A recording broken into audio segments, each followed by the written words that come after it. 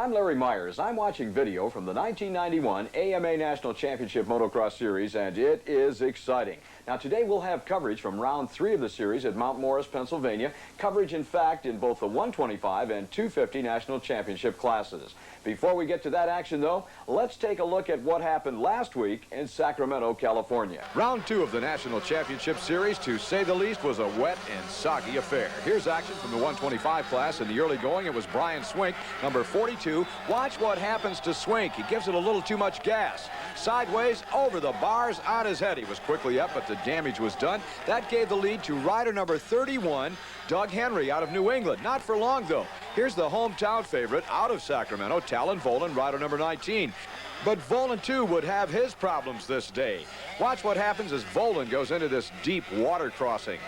He was splashed and bathed by rider number 20, Buddy Antunez.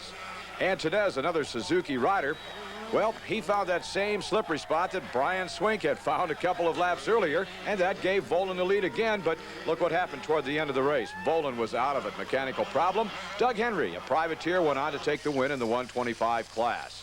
Now, because of the nasty track conditions, only one moto was held in both the 125 and 250 classes. Doug Henry was the winner, as we said, followed by Antunez, Stevenson, Brian Swink, Mike Kudrowski, and the defending champion, Guy Cooper, finished in the number 6 position. Here's some action now from the 250 class. Despite the deplorable conditions, they seem to get through that first corner okay, but just out of camera range, and here's a replay, a close-up, and you'll see what we're talking about through all of that spray. There's Jeff Stanton, the center of the screen. Stanton goes down while he was trying to fix his goggles. Jean-Michel Bayle looked like an uncontested winner in the early going. The French world champion seemed to have everything his way. Talk about mud. There's Jeff Stanton's bike. Jeff Ward looking over here in this corner. There's Jeff Matasevich. Damon Bradshaw. The mud would take its toll on just about everyone before this one was over. For John Dowd, though, it was a good day. That was Dowd passing Jean-Michel Bayle, the world champion. Dowd pulled that trick in the mud just a couple of laps from the checkered flag. He went on to hold the lead and take the checkers, the second privateer of the day to do it. Jean-Michel Bayle finished second, followed by Mike LaRocco. Dan Jeanette was fourth, and Rodney Smith rounded out the top 5. And that's the way it went in soggy California. The folks there needed the rain. Of course, the motocrossers would just as soon have held off for a few more days, but no such luck. This is Mount Morris, Pennsylvania, round 3. Sunshine. It's a beautiful day for motocross. This is National Championship Motocross. Coming your way, we'll have action from both the 125 and 250 National Championship classes. We're in Mount Morris, Pennsylvania at High Point Raceway. They've been racing here since 1977, and believe me, it's been the scene of some of the most exciting motocross racing in the history of the sport here in the U.S. On hand, looking for exciting race action, and I have an idea they're going to find it out here today. A huge crowd, and it is a spectacular day for motocross. The sun is shining. The riders are just about set to go. That's the 125 class on the starting line. Mechanics and riders looking over the bike. Just last-second preparations, if indeed they are needed. There's the signal from our starter. We're just seconds away from the drop of the gate in moto number 1. There will be 2 points-paying moto in each classes. The gate is down. We're underway with the first moto of the day, and we've got action already. Look at that, a rider down. I believe that's number 29. It was Steve Lamson, a member of the Pro Circuit Peak Antifreeze Honda team. And out front, out of London, Ohio, rider number 25, a teammate of Lamson's. That's Jeremy Buell. Now, right behind him comes Ron Tishner, a privateer aboard a tough racing Suzuki. So it's Buell and Tishner showing the way to the rest of the field on this Mount Morris track on lap number 1. In third place, the defending champ out of Stillwater, Oklahoma, is Guy Cooper. We have got the good ones up front. Running somewhere up inside the top 10. We just caught a glimpse of him is Brian Swink. He's the 125 rider that's been setting the 125 class afire in Supercross competition. Buell slid out. He got sideways, and Tishner took over the number 1 spot. Let's go back and take a look at that start where Steve Lamson went down and see what happened. There it is, Gray, number 277, just crowded. Lamson got his front wheel up inside Lamson's leg. Lamson had absolutely nowhere to go except down on the ground. That's where he went. Meanwhile, Ron Tishner, a privateer out of Palm Harbor, Florida, rider number 12 aboard the tough racing Suzuki, is holding down the number 1 position.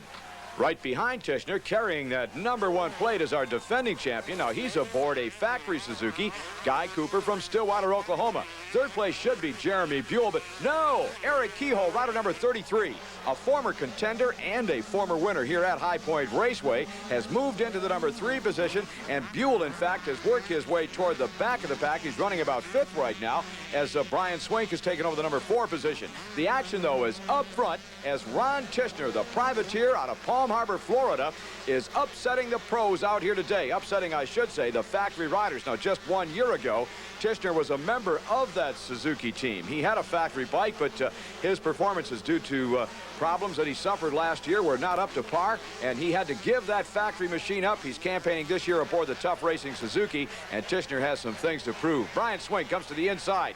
Swink trying to get a line on Guy Cooper. They're side by side. Swink rails to the outside. Cooper got out of shape momentarily. Look at that move. Brian Swink cut across the front of Guy Cooper to take over the #1 spot. Our #2 position. Let's correct that. Tichenor still holding that 1 spot down.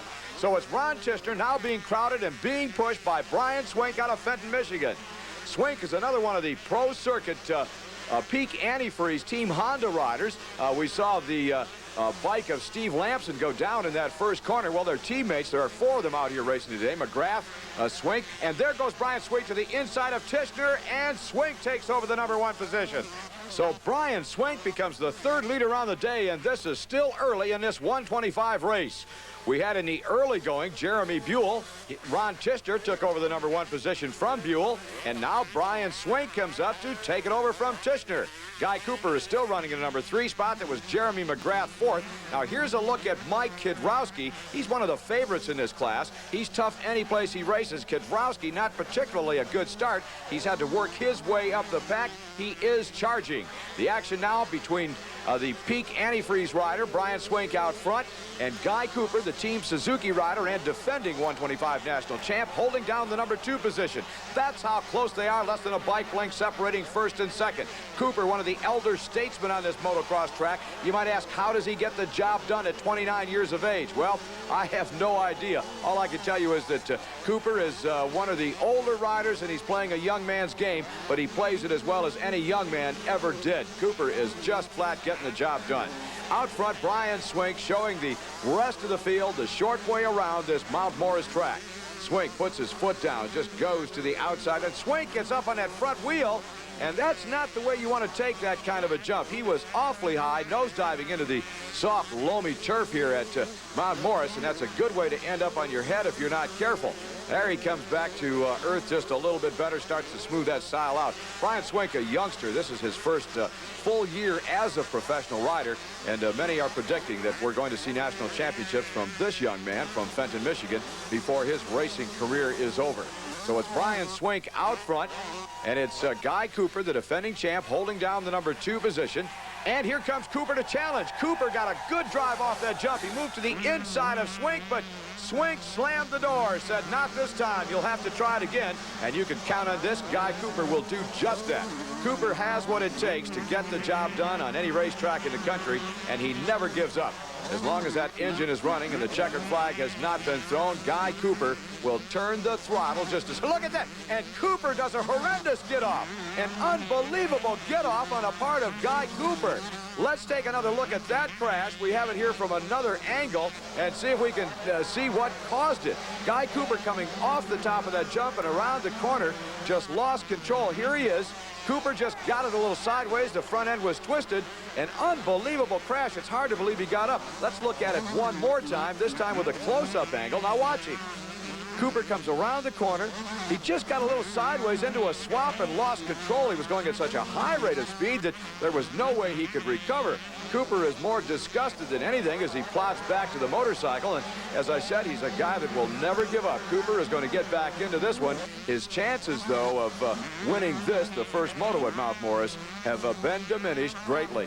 Meanwhile, Brian Swink with a huge lead now, can pretty much coast home in this one.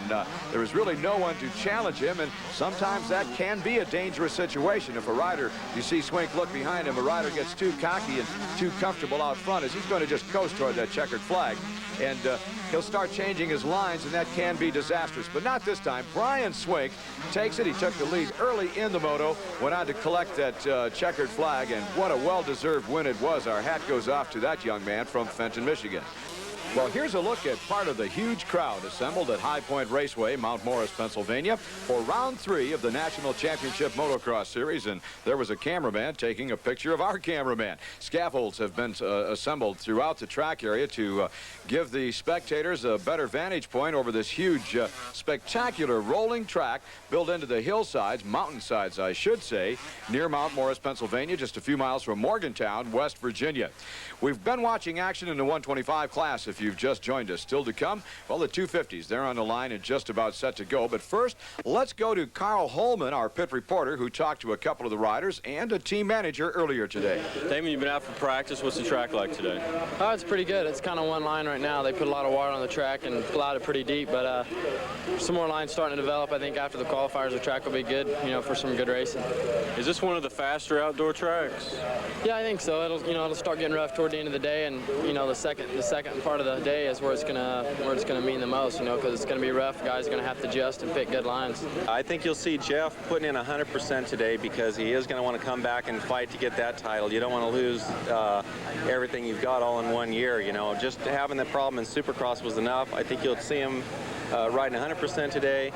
I don't know how Bale's going to play it. I personally think that he'd be somewhat conservative today, although that's just my opinion. I haven't talked to him. I think that he would be somewhat conservative, not take any risks today, and then hopefully wrap up the Supercross series within the next hopefully next weekend, within the next 2 weeks, and then hopefully give this championship. It'll be a run to the end. Who's going to keep Honda from getting 1-2 today? Oh, it's actually been fairly tight in the Nationals. Well, the first event we went 1 and 2, but we've had a lot of competition from Bradshaw at Yamaha. He's been riding really well this year. Over Team Kawasaki, Jeff Matasevich and Jeff Ward, both are going to be in contention, I think, in the 250 race. So, and another up-and-comer that just won the race last week, and Mike LaRocco has been riding really well, and I think he'll be in there as well. I don't think anybody can. We're riding real well. There's a lot of guys out there, Bradshaw, LaRocco, that are going to try really hard, but I think JMB and I can go out there and do like we've done in the past and hopefully dominate. Well, dominate is a strong word, but on more than one occasion in this 1991 motocross season, that pair of Honda riders have done just that. The gate is about to drop on the first 250 moto of the day. There it goes, and we are underway with the race action. Jean-Michel Bale, you had a quick shot of him. There he is around the center of the track, rider number 8, but it's Damon Bradshaw. Bradshaw, from out of the middle of that pack, stole the whole shot. He came around that first corner like a freight train. Rider number 11 out of Charlotte, North Carolina. Now right behind Bradshaw, a privateer on a Suzuki. That's Mike Jones, rider number 79. Jones comes from Pennsylvania. Then our defending champ, Jeff Stanton, the number 1. Stanton from Sherwood, Michigan. Then Jean-Michel Bale. Those are the 2 Honda riders that Stanton was talking about when he said the word domination. Bale running 4th, but right now, if there's any dominating on this racetrack, it's being done by Damon Bradshaw here in the early going. Bradshaw, 18 years old, out of Charlotte, North Carolina, is the ace of the Yamaha team, and he figures at one point in time to garner several national championships in his career. At least that's the pick of Bradshaw, and most of the folks that know motocross pretty well say this young man has all of the talent needed. They just need to harness some of that talent and put it in the right direction. The field already starting to string out on this rough, rolling Mount Morris racetrack. Bradshaw hitting the doubles. He's putting every wheel in place. Rounding the corner right up next to the spectator. I guess they like to get that dirt thrown in their face, and they're getting just that as they crowd that fence line. Bale, meanwhile, has moved to 3rd ahead of Jones, and Stanton has taken over the number 2 position. And running back in 5th is rider number 3 aboard that Kawasaki. Just coming into the bottom of your screen, that's Jeff Ward. He's a former national champ in this 250 class, as well as a former winner here at High Point Raceway. Bradshaw, the 1990 250cc winner here at High Point. He understands this racetrack very well. He rode throughout his amateur career several times here and always fared extremely well. So look for Bradshaw to turn in a good, strong ride here today. Here comes Stanton to challenge around the outside of the track. Now Stanton will fall back in line. He showed the wheel to Bradshaw. He just said, I want you to know I'm here, son. I'm not going anywhere. If you don't stay on the gas, well, move over. Let me take a crack at it. And Stanton is crowding Bradshaw all over this track. He goes to the inside. Can he make the pass? No, they come out of there side by side. And I don't know if he's going to make it or not. No, Bradshaw holds on as he's got the inside line, and Stanton's still beside him. Those two have been side by side for several corners throughout this Mount Morris track. They're still together. And Bradshaw held Stanton off. Oh, some kind of riding on the part of both of those riders. Bale in the number 3 position had a bird's eye view, and he said, I'd like to be up there tangling with you, but I really don't care to get that close. Now in this championship series, it's 7 events long. This is round 3. The leader of the series is Jean-Michel Bale. He's the only one of these front runners that was able to finish that muddy mess we looked at the outset of the program at Sacramento, California at round 2. So he scored points while Bradshaw did not. He did not finish that race. Stanton did not. He did not finish that race. So they're trying desperately to gain some points on Jean-Michel Bale. Bale put at least 22 points on both of them. And right now, Stanton is just giving, look at that. He outbraked Bradshaw at the bottom of that hill. Bradshaw had to get off the gas. Stanton was able to make the pass, and he's taken over the number 1 position. So it's Stanton out front, Bradshaw running second, and right behind them is Jean-Michel Bale. You could throw a blanket over these 3 riders. Bale so far has not challenged either Bradshaw or Stanton. He appears to be content with that number 3 position, and possibly there's a good reason why. The Supercross series is just about over as Jean-Michel Bale holds a commanding lead in that series. Now, the only way he can lose the championship is if he were to be injured, maybe in one of these outdoor races. And if he did that and Stanton or Bradshaw went on to win the rest of the Supercross events, then he would lose that title. And I think probably he's trying to protect that as much as anything else, as much as win the 250 crown. Mount Morris, Pennsylvania. This is action from the opening moto of the 250 class, round 3 of the National Championship Motocross Series. Now, the whole shot in this one was taken by rider number 11. He's in second place currently, Damon Bradshaw. The defending national champ in this class, Jeff Stanton, took Bradshaw on a extremely rough part of the racetrack. He simply held the throttle on, got on the brakes after Bradshaw did. Bradshaw had absolutely nowhere to go. He just had to shut it down and let Stanton make the pass. And Stanton has, since that time, opened up a gap on Bradshaw of some maybe 2-3 bike lengths on some parts of the racetrack, 8-9 on others. And Bradshaw keeps coming back, and running in the number 3 position is Jean-Michel Bale, rider number 8. And Bale just sits back and watches what's happening in front of him. You almost get the opinion that Bale could stick a wheel in there and possibly challenge for that 1 or 2 position if he wanted to, but he's holding back. He wants to take no chances. He is the points leader in this class. He scored 22 extra points in round 2, where both Bradshaw and Stanton did not finish the event. That was at that muddy mess in Sacramento, California. But right now, as this one is starting to wear down, Jeff Stanton, rider number 1, has complete control over this 250 class. Right behind, though, and not giving up, Damon Bradshaw. Keep your eye on this young man. He'll try the pass when it's least expected. They go into the trees. Bradshaw looked like he had an inside line, and he did. Bradshaw, behind the trees, out of sight of our camera, made the pass on Stanton, and he regains the number 1 position. So now it's Stanton's turn to play catch-up one more time. The early leader was Bradshaw. Stanton made the pass. Now Bradshaw comes back and retakes that number 1 position. So Damon Bradshaw, in the late stages of Moto number 1, has made a move. Jean-Michel Bale is still the unknown factor. He is still parked on the rear wheel now of Jeff Stanton in the number 3 position. The question, though, being asked by the thousands of spectators ringing this Mount Morris racetrack, can Jeff Stanton do it one more time? Bradshaw, after taking over the lead, has picked up the pace, and Jeff Stanton has stayed with him, while Bale has dropped back several bike lengths. It appears that he's going to let the two of them fight it out to the finish and hold on to that number 3 spot. And here goes Stanton to the outside through a series of very rough moguls or whoop-de-doos. Stanton not quite able to get the job done as Bradshaw just dialed it on a little bit harder on the inside. Bradshaw has really picked up the pace, and Stanton is going with him. Now Stanton goes to the outside. They're side by side. This is where Stanton made the pass earlier, but not this time. Bradshaw kept it dialed on and is going to hold on to that number 1 position.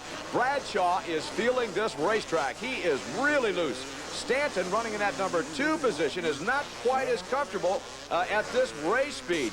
He was cruising out in front, and all of a sudden, Damon Bradshaw picked up the pace. He had the adrenaline flowing, and that forced Stanton to pick up the pace, and he wasn't quite ready to do that. So he's having his trouble maintaining the pace that Bradshaw is setting.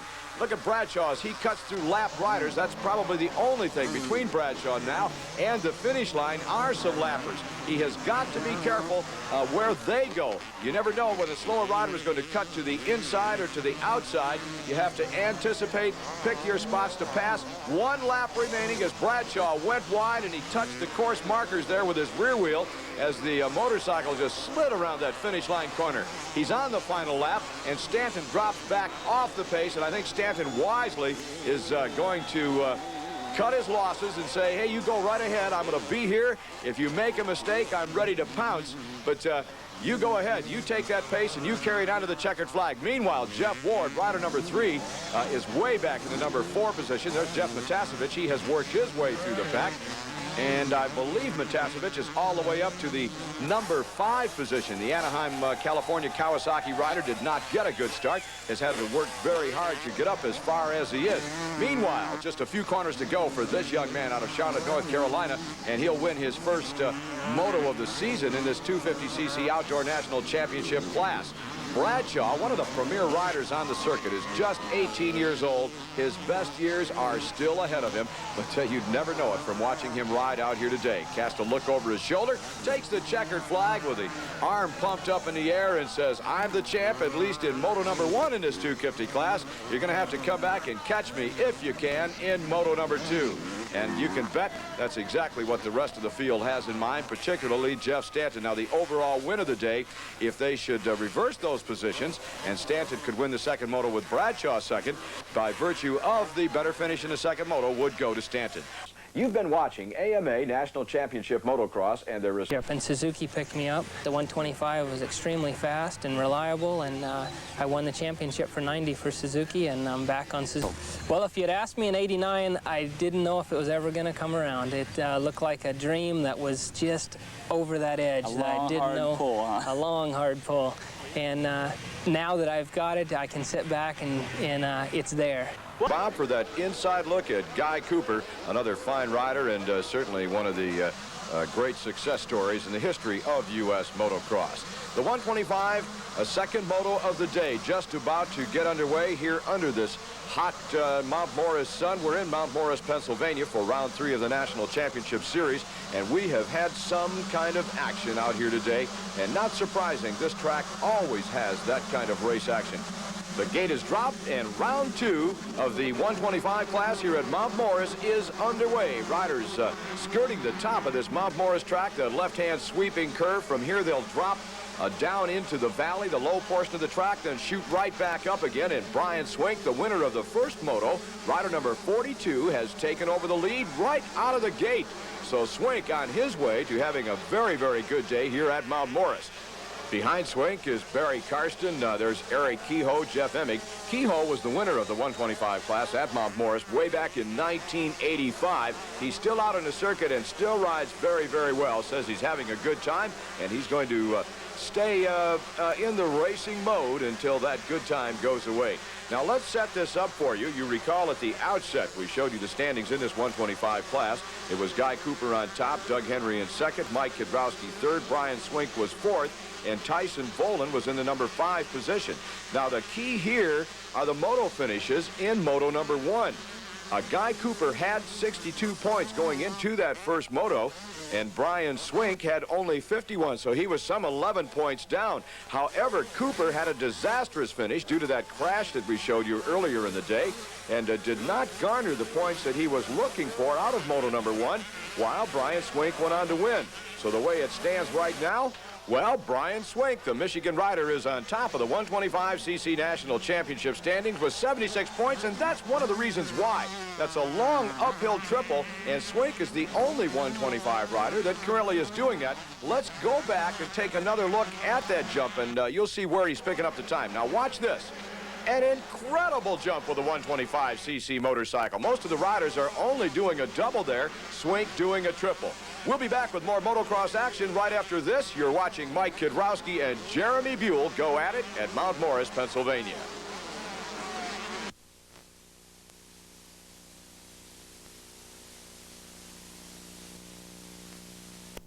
Championship Motocross Series at Mount Morris, Pennsylvania. This is the second of 2 motos in the 125 class. Brian Swink, number 42, is the leader. He won the first one. Now there is Jeff Emig, Team Yamaha. He's in second place and running in a number 3 position. Rider number 33, the former winner here at Mount Morris, Eric Kehoe. Now in the first moto, Kehoe finished 4th, and Jeff Emig, who is currently running in that number 2 position, and there's Emig, rider number 18, finished in the number 5 spot. We were talking earlier as Mike Kidrowski comes into view now. Kidrowski has come from out of the pack to take over that number 4 position in the standings here in the second moto. And that's Guy Cooper, our defending champ. He also is cresting that big triple, but Cooper is not having a good day. Look at the back of his shirt. Oh, Cooper has been on the ground again. Let's go back and take a look at what happened to Guy Cooper, and you'll see how he got all dirty. Here he comes. Well, we just have the aftermath of that one. Cooper losing control and rolling over on the ground there a couple of times. Right back up, getting the motorcycle started, but he lost some places in the process. Cooper currently running back in the number 7 position.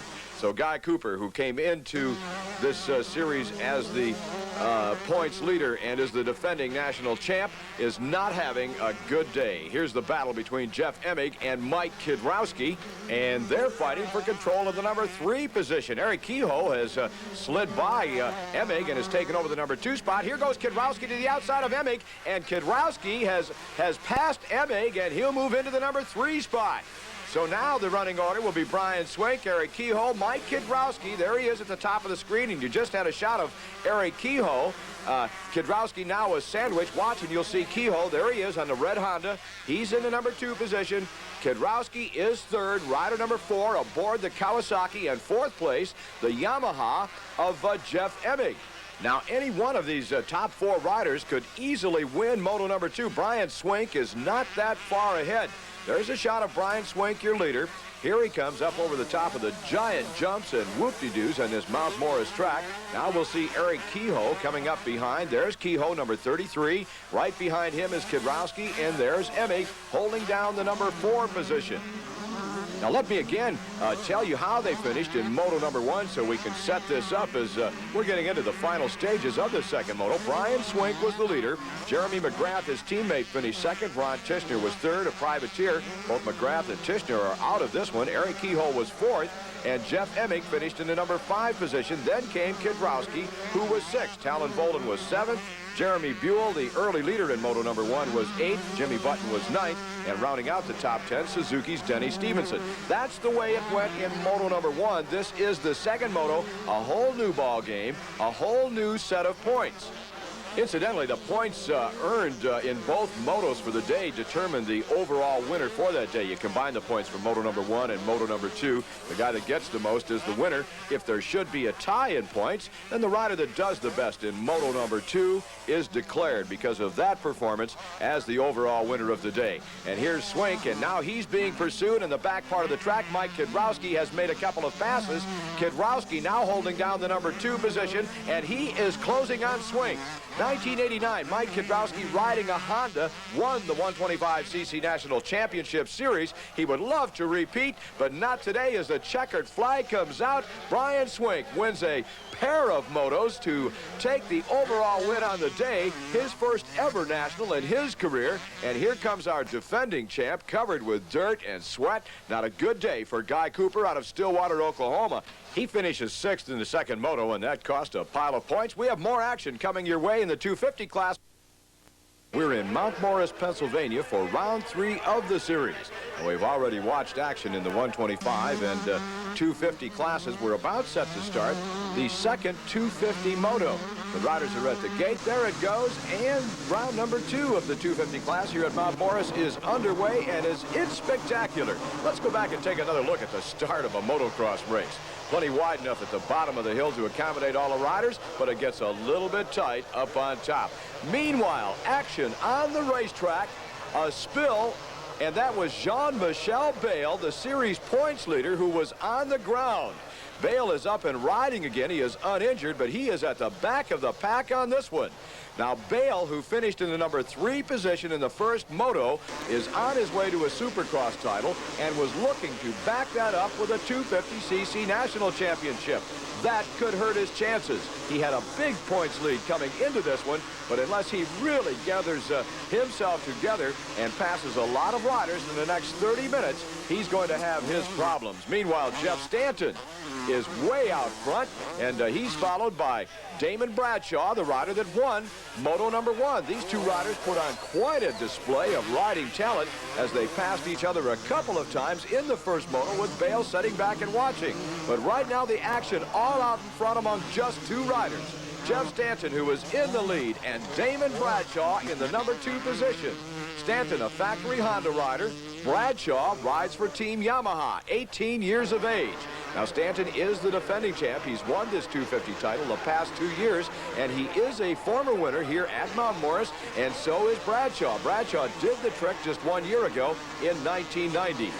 Now, again, this is the second moto you're watching. In the first moto, it was Bradshaw, Stanton, and Bayle. We've already told you that. Now, Mike LaRocco finished 4th. Jeff Ward, a former 250 national champ, was 5th, followed by Doug Dubach, Jeff Matasevich, Larry Brooks, Larry Ward, and Keith Bowen. And here goes Bradshaw to the inside. It looked like he was going to try to get the wheel underneath Stanton and make the pass in the early going. Now, that would surprise me. I would expect that Bradshaw would be content to follow for a while rather than getting in front of Stanton and then giving Stanton the opportunity to wear him down. Of the 2 riders, Stanton is undoubtedly the stronger. My guess would be that he'll let Stanton run a relaxed pace out front throughout the biggest share of this moto, and then possibly try for a last-ditch effort, a last-ditch pass toward the end of the moto. I don't think, but it looks like I'm wrong. Here he comes, Bradshaw beside Stanton, and Bradshaw is going to make the pass. Can he make it stick? Around the corner, a left-hander, and Bradshaw with an inside line takes over the number 1 spot. I am surprised. I thought Bradshaw would be content to follow, to maybe put the pressure on Stanton, to let him know he was there, to force Stanton into some kind of a very tactical error, maybe even a crash if he pushed him hard enough. But that isn't what happened. Bradshaw has taken over the number 1 spot, and that'll give Stanton now the opportunity to set behind Bradshaw and maybe put the pressure on the Charlotte, North Carolina rider and wear him down. Once again, Stanton is by far the stronger rider of the 2. Bradshaw is just 18 years old, and, well, he's still growing. He's going to get a lot stronger before his career is over, but he has room to grow. Now, there's Mike LaRocco running into number 3 position in the early going of moto number 2. There's Jeff Matasevich, and look at this. All the way from the back of the pack, Jean-Michel Bayle is already into the top 10. An outstanding ride. Now let's go back and take a look at the pass that gave Damon Bradshaw the lead.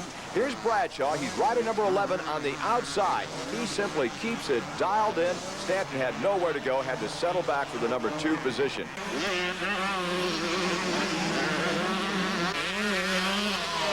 Rider number 11 is Damon Bradshaw. He passed the early leader, Jeff Stanton, several laps ago, and since then has been able to hold on to that number 1 position. Now, Jeff Stanton is close behind. He's keeping Bradshaw in sight. Now, that blue flag that you saw waving tells riders that are being lapped that they need to move over, that the leader is coming through, and do not get in the way whatever you do. I think probably that's good advice. You're apt to get run over if you don't pay attention to that flag.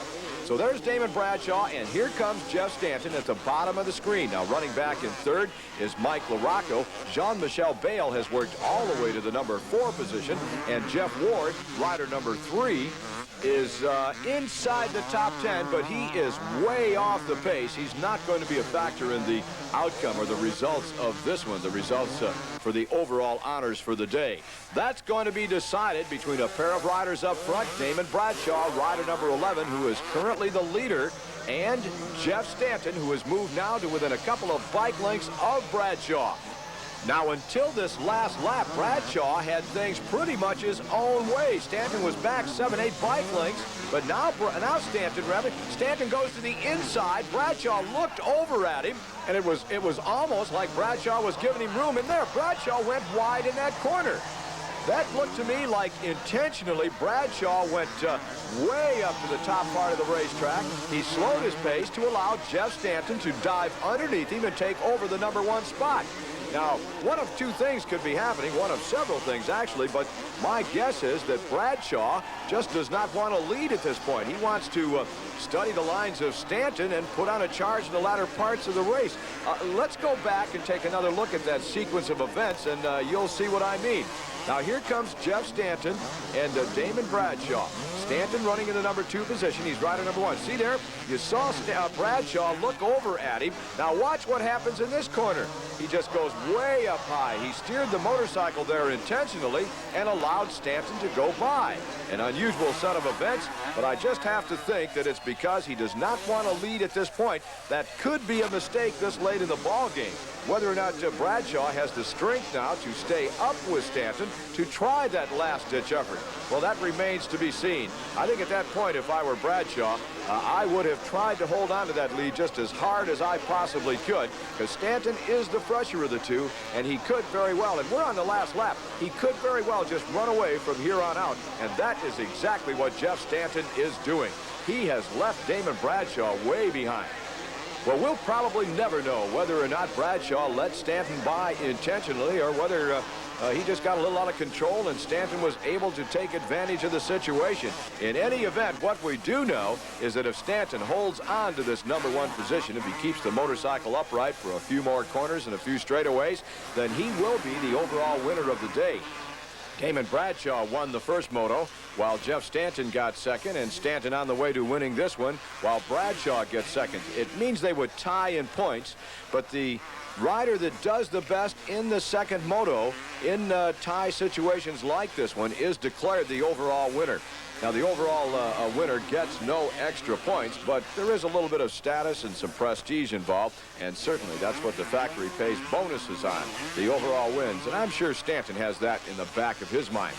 More important, though, he's fighting for as many points as he can garner to defend his 250 National Championship title. There's Mike LaRocco out of LaPorte, Indiana, aboard the Suzuki. LaRocco currently running in the #3 position. LaRocco having a good day. He's in line to take 3rd or 4th overall, depending on what Jean-Michel Bayle does the rest of the afternoon. Jeff Ward has not had the kind of day that, well, Jeff Ward is capable of having, and most certainly that he has had here in the past at Mount Morris, but still turning in very respectable rides. Just a few corners left, and Stanton is feeling it now. He's slowed his pace just slightly. Just a second ago, he looked over his shoulder for Damon Bradshaw to see what kind of a lead he has. He knows that he can coast in now. As a matter of fact, he could probably jump off and push the bike to the checkered flag. One more corner, and there it is. Jeff Stanton takes moto #2 and will be declared the day's overall winner in this 250 class. Here comes Damon Bradshaw, rider number 11, and Bradshaw takes second place. He'll take second overall for the day, and both Bradshaw and Stanton will pick up points on Jean-Michel Bayle in the championship chase. So another exciting day of motocross comes to an end, round 3 of the National Championship Motocross Series. Let's go to Buddy Little, who was with our winners. I tell you really put a great ride together here. Yeah, I just Winners. I tell you really put a great ride together here. Yeah, I just rode smooth and tried to ride my own race, and everything came together. The guys who might have thought that you were a Supercross specialist only, I think they've erased those doubts now. Yeah, I like outdoor better, but I'm starting to like Supercross more and more. Well, I'll tell you, you were a pretty dominant factor there in the Eastern Supercross stuff. Most of that series is behind us, and now we've got to concentrate on the outdoor stuff. Yeah, I'm really looking forward to the whole outdoor series, and I hope I can do as well at all of them as I did here. Today's victory was such a hard-fought one. I'll tell you, man, you got to feel great. Yeah, I do. It's a good feeling knowing you can go out there and withstand this heat. It was pretty hot and humid out here today, and I think Damon and I put on a hell of a show. We had a great first moto, and then he was right into the second moto, and I always say the strong will survive, and I believe that definitely happened today. He rode a great race, and just look forward to the next one. Well, you know, in the first moto for a while it was a three-man show, but second time around, Bale went down in turn 2, left it up to you guys. But man, as you mentioned, a great show for the spectators here, a great ride. Track was hot, wasn't it? Track was good. My hat's off to the Coombs boys. Like I said earlier, it's been really dry, and they did a great job of preparing the track. Put some sawdust on it, and they worked a little more than I think they should have. It was a little smooth in a lot of sections, but it made for some good racing, and you know that's most important for everybody out here. They've seen a lot of close racing up there, first and second, and that's all it's about. Make everybody happy out there and give them a good show. So after 3 rounds in the 125 class, Brian Swink from Fenton, Michigan has taken over the #1 spot. Mike Kudrowski, the 1989 champ, is second. Guy Cooper, the defending champ, is third. In the 250 class, Stanton and Bradshaw gain points on Jean-Michel Bale today, although Bale continues to hold down the #1 spot. Larry Brooks is fourth. He's the top privateer in the series, followed by Jeff Ward. And with that, another day of AMA National Championship Motocross brought to you by Suzuki comes to an end. I hope